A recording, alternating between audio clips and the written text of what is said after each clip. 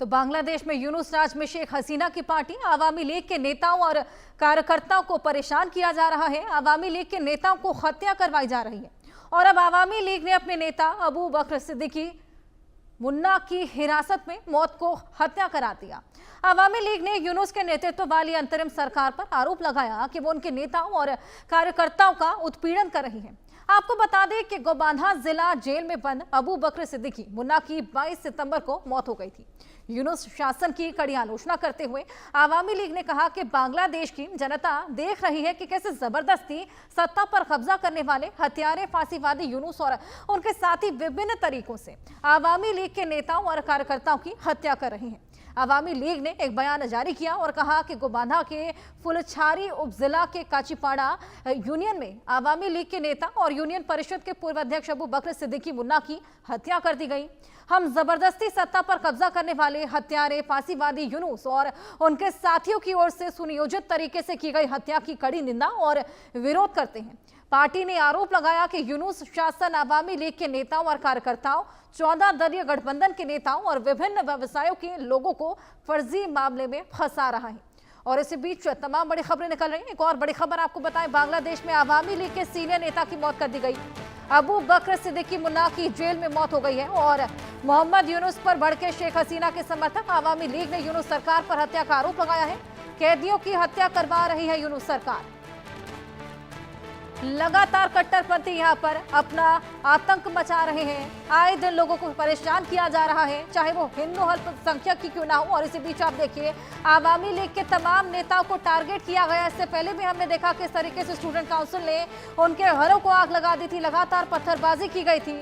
अब कैदियों की हत्या तक यूनुस सरकार में करवाई जा रही है। आवामी लीग के सीनियर लीडर थे, नेता थे अबू बकर सिद्दीकी मुन्ना, जिनकी जेल में मौत हो गई है, उनको बेहद ज्यादा परेशान किया गया। लगातार ये आरोप आवामी लीग के लोग लगा रहे हैं, उसी को लेकर अपनी आवाज को बुलंद कर रहे हैं और लगातार इस पूरे मामले को लेकर कार्रवाई की मांग उठने लगी है। जेल में बंद नेता को यातनाएं झेलनी पड़ रही हैं, उन्हें परेशान किया जा रहा है, उत्पीड़न किया जा रहा है। हालांकि आगामी चुनाव है बांग्लादेश में और उसी की तैयारी भी चल रही है, लेकिन जिस तरीके से आवामी लीग के जो तमाम नेता जेल में बंद हैं, तमाम आरोप उन पर मढ़कर ये जो कार्रवाई को अंजाम दिया गया, उसके बाद जेल में भी उनके साथ तमाम तरह की परेशानियां और उत्पीड़न झेलना पड़ रहा है। इसी बीच कैदियों की हत्या करवा रही है यूनुस सरकार। बांग्लादेश में जेल में आवामी लीग के सीनियर नेता की मौत हो गई है। आवामी लीग के वरिष्ठ नेता अबू बकर सिद्दीकी मुन्ना की जेल में मौत हो गई। बांग्लादेश जेल में बंद थे नेता अबू बकर सिद्दीकी मुन्ना, जिनकी हिरासत में ही मौत हो गई। आवामी लीग ने यूनुस सरकार पर हत्या का आरोप लगाया है। आवामी लीग अबू बकर सिद्दीकी मुन्ना की हिरासत में मौत हुई है और इसको हत्या करार दिया जा रहा है। आवामी लीग ने यूनुस के नेतृत्व वाली अंतरिम सरकार को हत्या का जिम्मेदार ठहराया है। आवामी लीग का यूनुस सरकार पर यह बेहद बड़ा हमला देखने को मिला। आवामी लीग ने कहा कि नेताओं को जेल में यातनाएं दी जा रही हैं।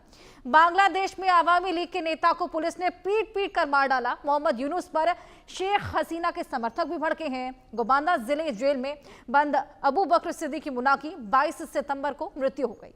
बांग्लादेश में आवामी कार्यकर्ताओं पर लगातार फर्जी आरोप लगाए जा रहे हैं, जिसके बाद उनको जेल में बंद किया जा रहा है। तमाम तरह की यातनाएं उन्हें झेलनी पड़ रही हैं और इसी बीच हमने देखा किस तरीके से अबू बकर सिद्दीकी मुन्ना की जेल में मौत हो गई और लगातार इसको हत्या करार करके तमाम आवामी लीग के जो और समर्थक हैं, नेता हैं, शेख हसीना के समर्थक हैं, इसको हत्या करार दे रहे हैं। लगातार इसको लेकर कार्रवाई की मांग भी करते हुए नजर आ रहे हैं। यूनुस सरकार की वजह से बांग्लादेश के जो हालात हुए हैं वो हम सभी के सामने, और अभी आगामी चुनाव भी है, क्या वो चुनाव हो पाएंगे? सबसे बड़ा सवाल तो यहाँ पर यही खड़ा हो रहा है। आइए इसी को लेकर और बातचीत करेंगे। हमारे साथ निपुण आलम बयान, विदेश मामलों के जानकार, और शोएब चौधरी जो कि वरिष्ठ पत्रकार हैं, बांग्लादेश से जुड़ गए हैं। बहुत स्वागत है आप दोनों का। शोएब जी, सबसे पहले मैं आपके पास आऊंगी। बांग्लादेश में आपकी मौजूदगी है, वहां के हालातों को आपसे बेहतर कोई नहीं समझ सकता। आए दिन कोई ना कोई नई समस्या वहां से आना खड़ी होती है। कभी अल्पसंख्यकों को वहां पर सताया जाता है, उनके अपने त्योहार उनको मनाए नहीं दिए जाने जाते, और अभी आवामी लीग के जो तमाम नेता थे जिन पर तमाम तरह के आरोप मढ़ के उनको जेल में बंद किया गया, उनको अब यातनाएं झेलनी पड़ रही हैं, उनको परेशान किया जा रहा है। उसी बीच अबू सिद्दीकी मुन्ना, जिनकी यहाँ पर मौत हो गई है, बताया जा रहा है कि वो हत्या थी। असल में क्या कुछ हुआ वहां पर? बहुत बहुत धन्यवाद। पहले तो आशा जी आपको और हमारे प्यारे निपुण आलम बयान भाई को नमस्कार। देखिए हर्षद जी, आपने जैसे बताया कि अबू बकर सिद्दीकी की मौत के बारे में जेल के अंदर, इससे 3 दिन पहले बांग्लादेश की और एक जेल में अवामी लीग की एक फीमेल लीडर को जेल अथॉरिटी ने फिजिकली टॉर्चर कर करके उनको हत्या कर दी। और ये हत्या चल रहा है जिसको हम लोग कहते हैं कि judicial killing, extra judicial killing चल रहा है। क्योंकि यूनुस अभी जानते हैं, खुद भी जानते हैं कि इसके दिन बहुत छोटा होगी। आप जानते हैं हर्षद जी कि परसों जब यूनुस न्यूयॉर्क गए तो अवामी लीग के कोई लीडर नारा लगाए इसके खिलाफ, और यूनुस ने एक लीडर को, मिजान चौधरी नाम की, उनको एक झूठी इल्जाम देके न्यूयॉर्क पुलिस को कहा कि इसको गिरफ्तार करो। गिरफ्तार करके 6 घंटे के बाद पुलिस ने उसको रिहा कर दी और कहा कि ये जो इल्जाम थे बिल्कुल ही बेबुनियाद है। और आप और भी एक चीज जानते हैं कि यूनुस अभी क्या कर रहा है, अवामी लीग को एलिमिनेट करने की कोशिश में 4.5 करोड़ अवामी लीग जो सपोर्टर्स, वोटर्स, इनको एलिमिनेट, ये तो मुनासिब है नहीं। तो ये यूनुस खुद जानते हैं। और यूनुस बांग्लादेश आर्मी, डीजीएफआई को भी बर्बाद करने की कोशिश में है। तो यूनुस तो एक पब्लिक एनिमी है, एनिमी ऑफ द पीपल। और इसके पीछे पाकिस्तानी आईएसआई जो है, ये भी अभी समझ गई कि इसके जो प्लॉट थे बांग्लादेश को पेट से पाकिस्तान बनाने की, वो बर्बाद हो गई। अभी आपको भी एक इंफॉर्मेशन आपको भी मालूम है कि ढाका शहर में और देश के सारे टाउन्स में अवामी लीग के हजारों लोग अभी सड़कों में आ रहे हैं प्रोटेस्ट करने के लिए। वही यूनुस की डर है कि यूनुस की तो अपने के कोई लोग हैं नहीं, इसके खुद के कोई वोट बैंक भी है नहीं। तो अभी ये जो चीज चल रहा है, जेल किलिंग, न्यूयॉर्क में झूठी इल्जाम देकर अवामी लीग लीडर को अरेस्ट करवाना, दुर्गा पूजा के मंडपों में अटैक्स, और आर्मी और डीजीएफ के खिलाफ साजिश, सब मिला के क्या हो गया कि मैंने 71 की वार देखा हर्षद जी। और 71 की दिसंबर महीने में जब पाकिस्तान को महसूस हो गया को हार रहे हैं, उस वक्त पाकिस्तान ने भी ऐसे किया, यूनुस भी ऐसे कर रहे। वो playbook, same playbook, Yahya Khan की प्लेबुक को फॉलो कर रहे, मगर इसके दिन बहुत ही छोटा है और ये सब बहुत ही जल्दी खत्म होगा। यूनुस की जो तानाशाही है, इसके दिन अभी एकदम ही लास्ट लेवल में आ गए।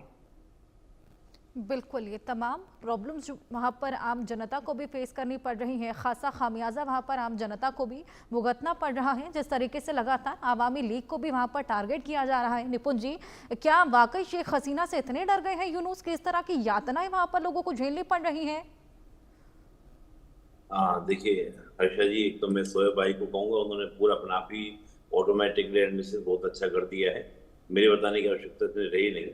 लेकिन आप सोचिए, जो यूनुस भाई ने बहुत अच्छा प्रश्न कहा कि वहाँ पर जितनी भी जो यूनुस गवर्नमेंट है, रियलिटी में उनकी अपनी सरकार तो कोई है नहीं, उनके समर्थक तो अपने हैं नहीं। जो बड़ी पार्टी थी जिसको आपने हटाकर वहां पर आंदोलन के माध्यम से, जिसको सो कॉल्ड आंदोलन आप बोल रहे थे, मूवमेंट बोल रहे थे, उस आंदोलन को हटाकर आपने क्या किया, शेख हसीना गवर्नमेंट को हटाकर आप पावर में आए। क्या उनका वोट बैंक जो लगातार इतने बार से चुनाव जीतती हुई आ रही थी महिला, और उनकी पार्टी जीतती हुई आ रही थी, तो क्या उनका जनाधार नहीं होगा, वोट बैंक नहीं होगा? मैं मानने को तैयार नहीं। एक अच्छा खासा उनका जनाधार होगा।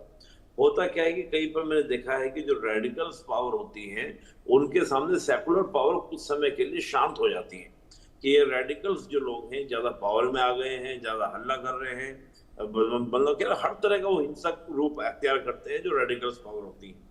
लेकिन सेकुलर पावर को कभी खत्म नहीं किया सकता, क्योंकि सेकुलर जो पावर होती है वो कभी ना कभी अपने आप को दोबारा से संगठित करती है और वो कहीं ना कहीं इन रेडिकल पावर से लड़ती है। अभी जो वहां पर हो रहा है बंगाल के अंदर, यानी कि बांग्लादेश के अंदर, वो यही हो रहा है कि जो सेकुलर पावर्स, यानी कि अवामी लीग का जो नेचर है वो सेकुलरिज्म का एक नेचर है, यानी कि उसका फैब्रिक सेकुलर फैब्रिक है।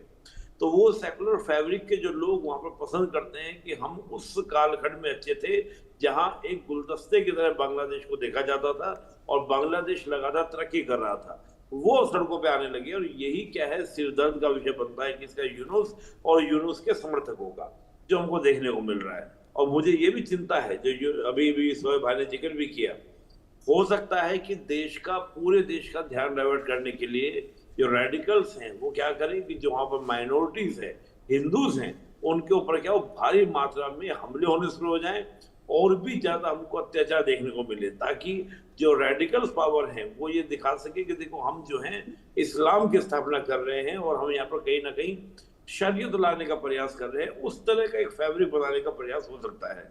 और रही बात चुनाव रद्द होने की, चुनाव ना होने की, देखिए मुझे ऐसा लगता है कि जो आज के हालात है कि पाकिस्तान ही नहीं, आपको पता होगा कि अमेरिका की आर्मी भी वहां पर अभ्यास के लिए गई है। मैंने तो कभी इस प्रकार का अभ्यास पहले कभी नहीं देखा जो इस बार हमको चिड़गांव में देखने को मिला।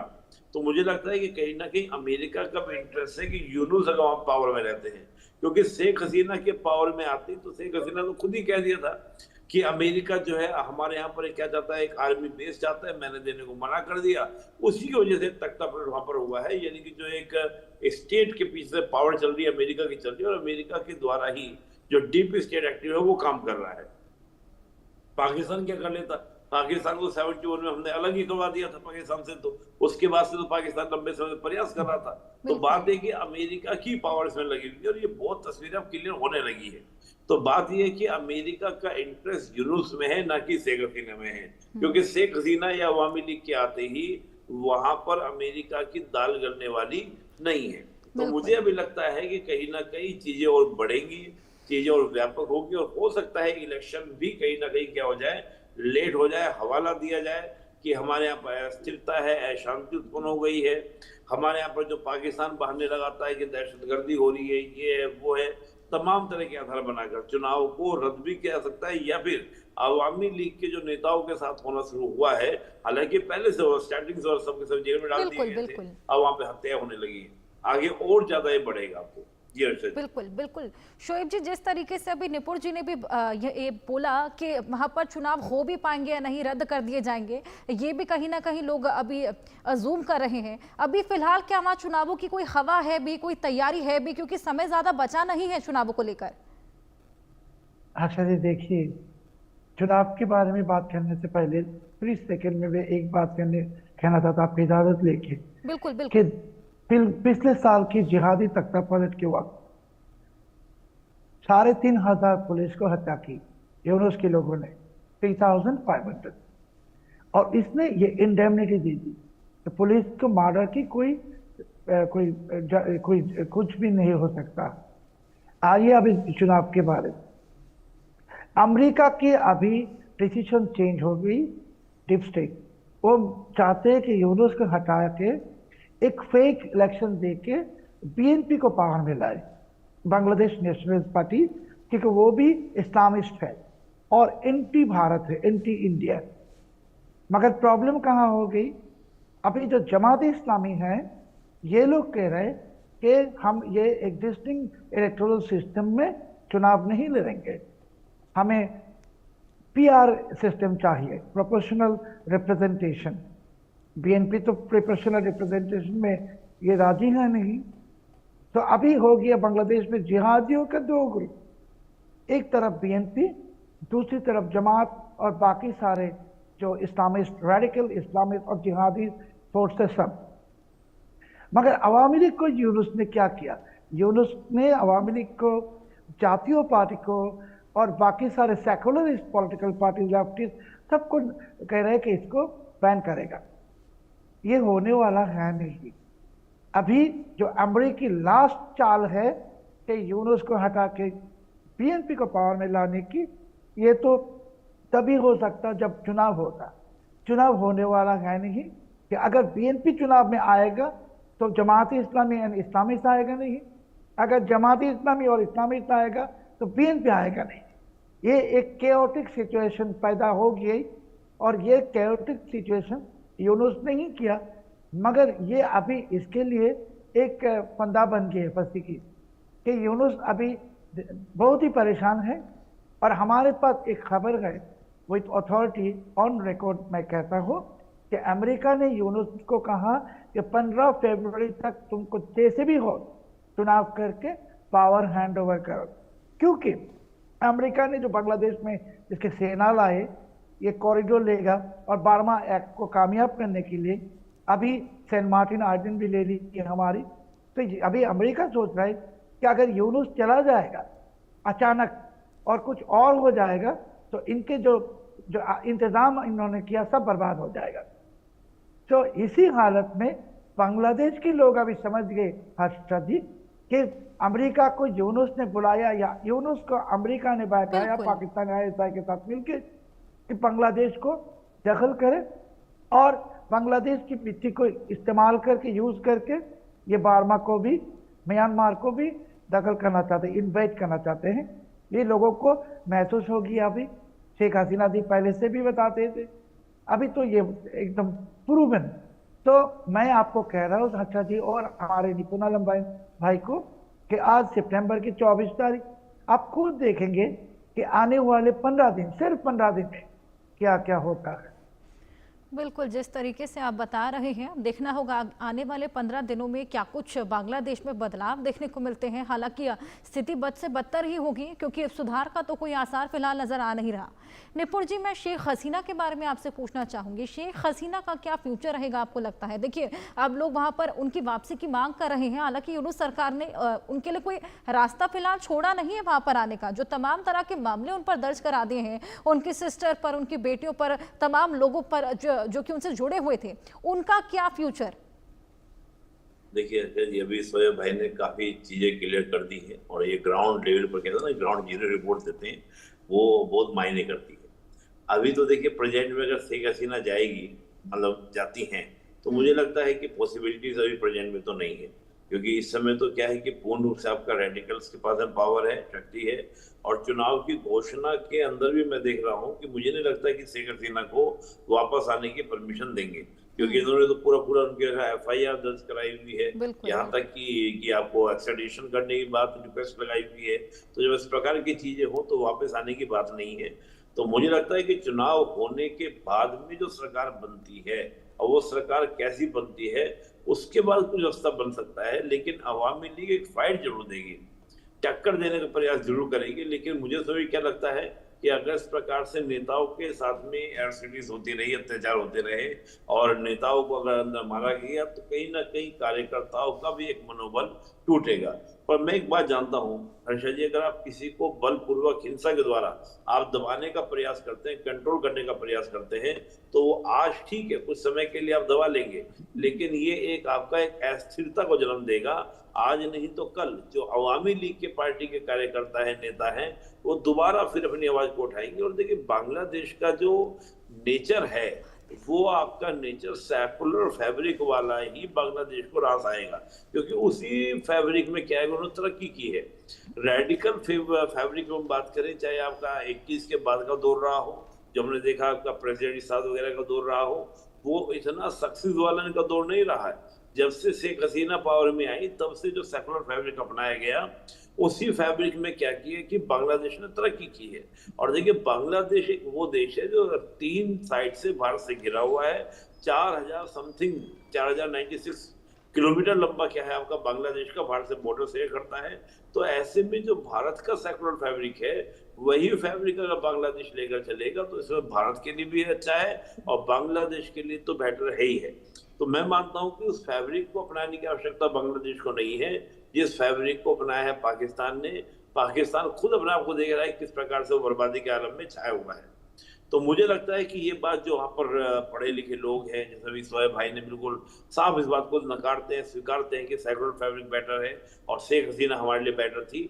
तो ऐसा नहीं है कि शोएब भाई के अलावा और लोग नहीं है, वो भी कहीं ना कहीं इस वॉइस को समर्थन करते हैं। तो मुझे लगता है कि आने वाला समय शेख हसीना के लिए थोड़ा सा चैलेंजिंग है, जब तक चुनाव वहाँ पर नहीं होते हैं। उसके बाद चीजें ठीक है, उनको चैलेंजिंग इतना ही है कि भाई वो पावर में वापसी प्रेजेंट में नहीं मुझे दिख रही है।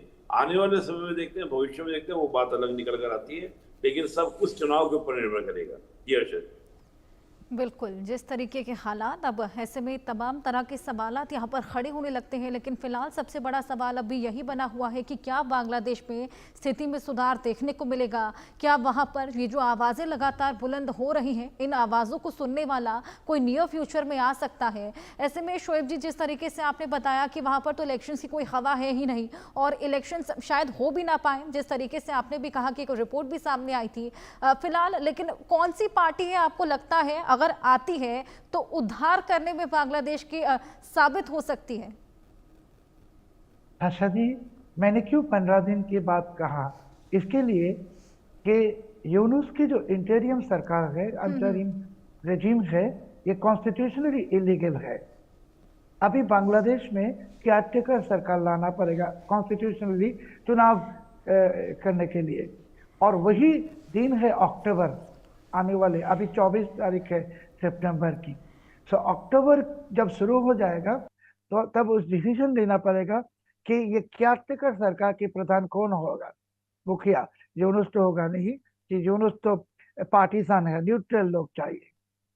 और ये यूनुस को पता है कि 15 दिन उसके हाथ में है, इसके बाद केयरटेकर सरकार की बात सामने आएगा, और जब भी केयरटेकर सरकार की बात सामने आएगा उसी वक्त ये अवामी लीग के ऊपर यूनुस ने जो बैन लगाई ये हट जाएगा और पूरे सारे के सारे पार्टी पार्टिसिपेट करेगा। मगर ये पार्टिसिपेट, ये फरवरी में कोई चुनाव होने की कोई भी प्रोस्पेक्ट है नहीं। तो अभी आप देखिए, एक तरफ चुनाव नहीं होगा, दूसरी तरफ बांग्लादेश को दे रहे हैं अमेरिका को, डीप स्टेट को। तो अभी क्या कहते हैं, बांग्लादेश की स्वतंत्रता रिस्क में है, थ्रेट में है। तो इसी हालत में सब देश में, पर सारे देश में एक फोर्स होता है जो देश की स्वतंत्रता को रक्षा करता है, और वो है आर्म फोर्सेस। अभी बांग्लादेश आर्म फोर्सेस सामने आएगा।